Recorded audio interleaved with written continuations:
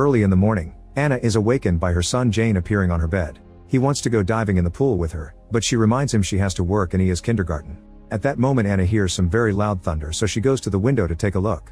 It's raining pretty heavily and the street is starting to fill with water, but Anna thinks it's not bad enough to cancel her routine yet. She starts making breakfast and has to deal with Jane's annoying mischief. Her mother calls her to check on the situation, but Anna assures her she'll be fine. While cooking, Anna hears a weird water noise and thinks it comes from the bathroom. When she turns around, she's shocked to see water all over her floor. The city is flooded to the point that the water has reached her apartment window.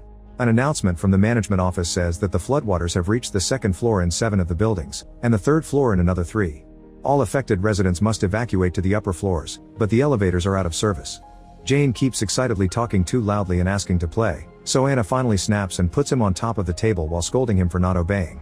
Then she starts packing while noticing that the water is starting to cover her legs. At that moment she gets a call from a security agent from her company, who tells her he's on his way to rescue her. He doesn't want her to lose time packing, he just wants her to go upstairs with Jane. Suddenly the call ends and power goes out in the building. Anna grabs a small bag to put Jane's medicine in, then she runs to search for him. He's upset and hiding in the closet, so she apologizes for yelling at him and convinces him to come out by offering a piggy ride. When they leave the apartment, they find all their neighbors leaving their homes with suitcases. Anna dodges them as she runs down the corridor, wanting to reach the stairs as fast as possible. Unfortunately she finds a big crowd blocking the stairs that won't move. A desperate Anna runs to the opposite side of the corridor, seeing all the buildings nearby in the same situation as hers. She reaches the emergency stairs and starts going up.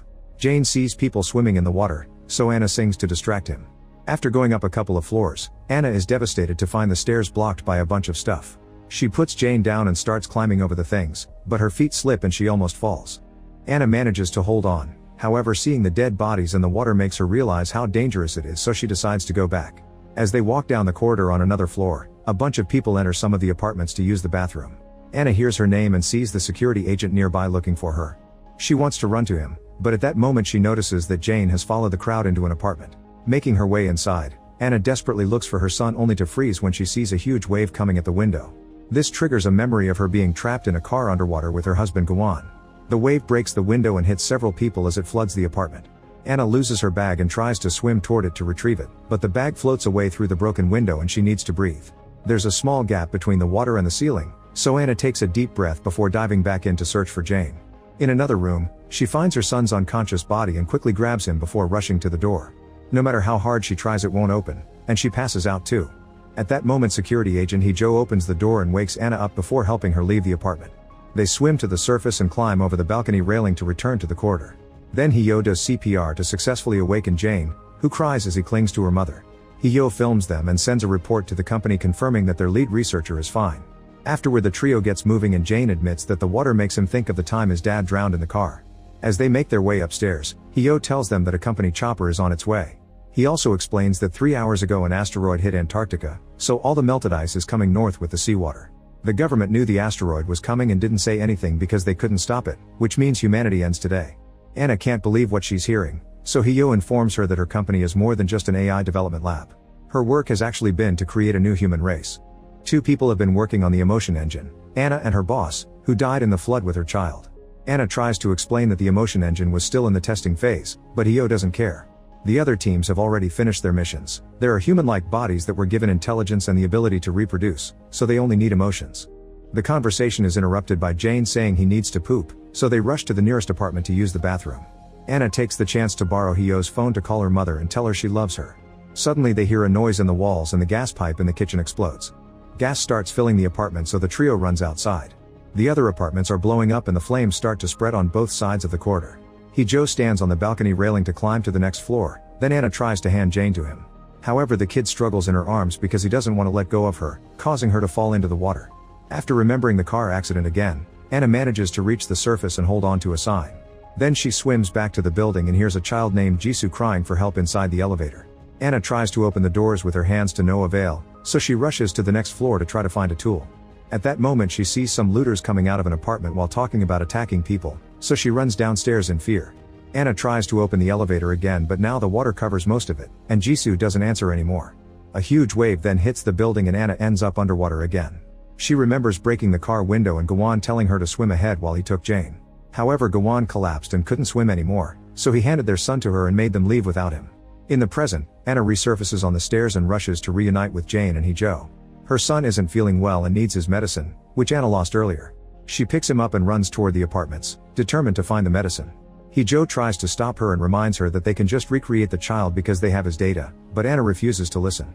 She runs into a random home and grabs stuff from the kitchen to mix a traditional medicine that she inserts into Jane's mouth. Another flashback shows Anna telling her boss Hyun-mo that she wants to give Jane up. When Hyun-mo wonders if it's because of Gwan's death, Anna explains that she only met Jane because of work and admits she isn't cut out to be a mother. Hyun-mo says nobody is and confirms that the emotion engine is complete. In a few months the company will take their kids, and Hyun-mo wonders if they should have never created them. In the present, Jane feels better thanks to the homemade medicine and admits he likes feeling sick because Anna pays attention to him. When they look outside, they're shocked to discover the sun is out and the storm is over. Hee-jo informs Anna that she'll be dropped off at the shelter, but Jane can't come. He admits he didn't come because he's interested in the new human race. He came because he wants to see what Anna will do with Jane. He also shares that his mother abandoned him as a child. At that moment the sky gets dark and it starts raining again, causing the water to start rising through the building at an alarming speed. The trio runs up the stairs as fast as possible and soon leaves the water behind. Anna sees a pregnant couple asking for help in a corridor, but Hee-jo makes her ignore them and keep moving. Jane asks his mom if she felt like that when she was pregnant too, which makes her so upset that she has a breakdown. When Hee-jo checks on her, Anna snaps and says she doesn't want to leave her child. Hee-jo explains that since Hyun-mo died with her child, Jane is the only hope for the scientists to create new humans. The group then goes to the rooftop to find the helicopter and Hee-jo reads the instructions sent by the company. Their priority is to prevent human extinction, so Anna must immediately report to the lab to complete the emotion engine. The security team that came with the chopper calls Jane Newman 77 and takes him away from Anna. The men hold her back while she watches in despair as her boy is handcuffed. Anna begs Hee-jo for help so he reveals that Hyun-mo didn't die. She ran away with her child because she would rather meet her end than abandon her daughter. The men put Jane to sleep with an injection and start shaving his hair. Anna freaks out and begs for mercy, asking them to at least let her keep Jane until they make it to the shelter. The guards tell her there's no shelter and proceed to shoot Hee-jo down. It turns out everyone will die here and only Anna is allowed to escape. After Anna finally says goodbye to Jane, the men cut his head open to retrieve his data and put it in a box. The chopper flies off with only the pilot, the box, and Anna, who realizes she has Jane's goggles in her pocket. As the brutal storm floods the entire planet, 7 rockets leave Earth carrying the remaining scientists from the project. A message recorded by director Hui So explains that in 15 minutes thousands of meteorite fragments will fall on Earth and most life will be extinct. The scientists and the rockets must finish the project so humanity can evolve to survive. The team can already print physical human bodies, they only need the emotions. The goal is to get a mother and a child to start a society, and the child has already been completed. They only need to finish the mother. Anna proposes to start a simulation that puts the mother through many difficulties to save her child over and over again, that way they can gather all the necessary emotions in a short period of time. When meteorite fragments are about to hit the rocket, Anna connects to the simulation and wakes up in bed. This time the water is already filling the apartment, but she gets the same call from Hee-jo telling her they'll pick them up. Anna thinks about her conversation with Hyun-mo and realizes the guards will take Jane away.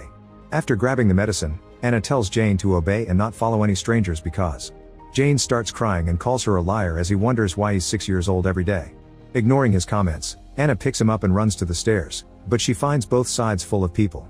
At that moment the giant wave hits the building, so Anna holds Jane tightly and swims to the surface. She helps Jane climb over the railing to reach the corridor and then she climbs too, but she can't see the boy anywhere.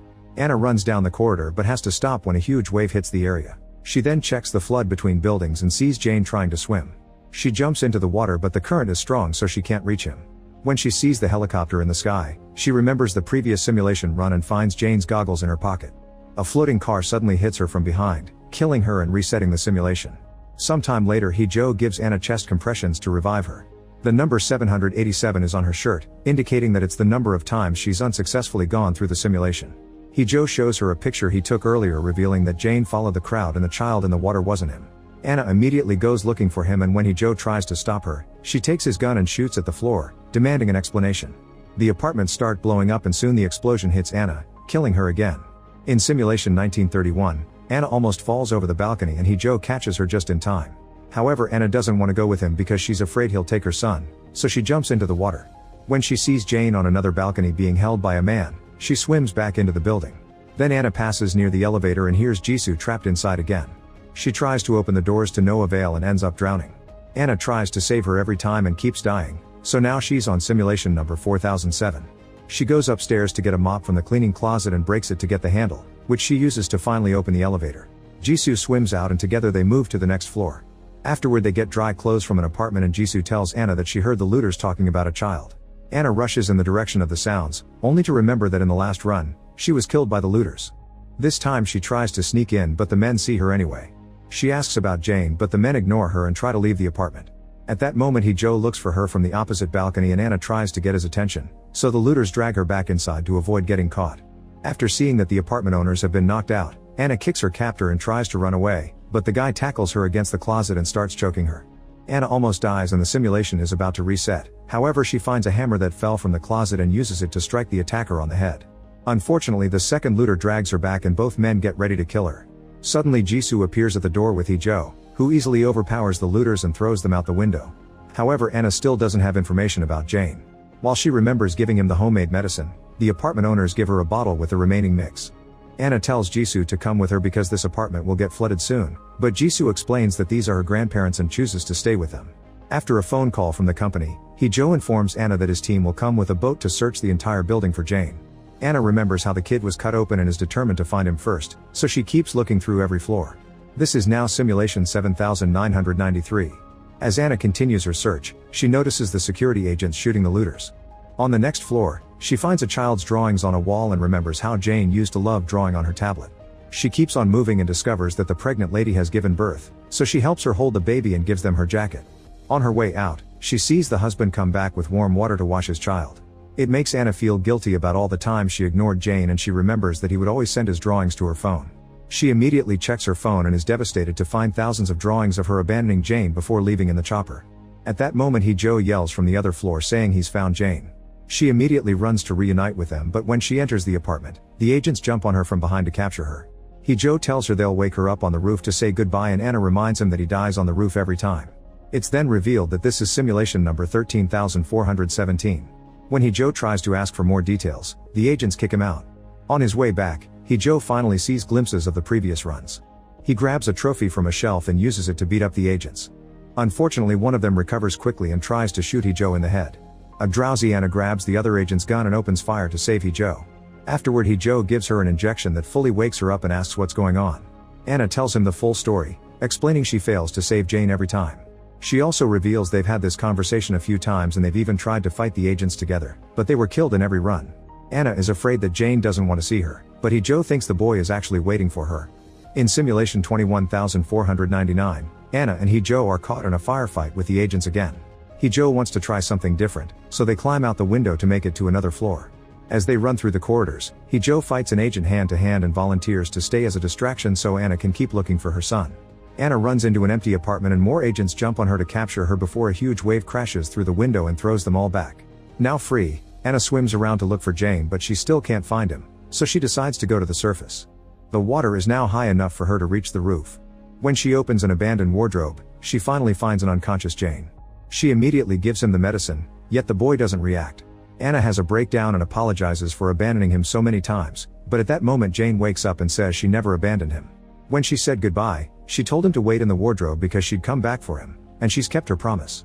At the same time it's revealed that the meteorites hit the rocket with Anna and severely wounded her. Before dying, she asked the director to use her mind for the simulation so she could be with Jane again. The scientists extracted her memories and uploaded them to their system, hoping this could help humanity. On the roof, the agents are approaching and a huge wave is about to cover the building. Anna gives Jane his goggles and tells him to swim, so he jumps into the water while the agents capture his mother. Another flashback shows that Jane and Hyun Mo's kid were babies printed by the company to develop the child AI, which explains why the agents insisted they could be left behind. They only needed the data to move on. Jane met Gawon after the experiment had already started, yet he agreed to be the boy's dad and even bonded with him. When Gawon died, his death impacted both Anna and Jane. In the present, the simulation is about to reset. Anna manages to free herself from the agent's grasp and jumps into the flood to join her son. After falling through data and swimming in the water, Anna resurfaces and finds Jane holding onto an antenna. She hugs him tightly and tells him they'll swim together before a wave brings them down. Since this, Anna helped Jisoo, assisted the pregnant lady, and stayed with Jane until the end. The system sees her lack of selfishness and finally considers the simulation successfully completed. The AIs for Anna and Jane are put in new printed bodies and sent to a planet to start a new society with humanity's memories. Make sure to subscribe and turn on notifications so you can watch more videos like this. Thanks for watching.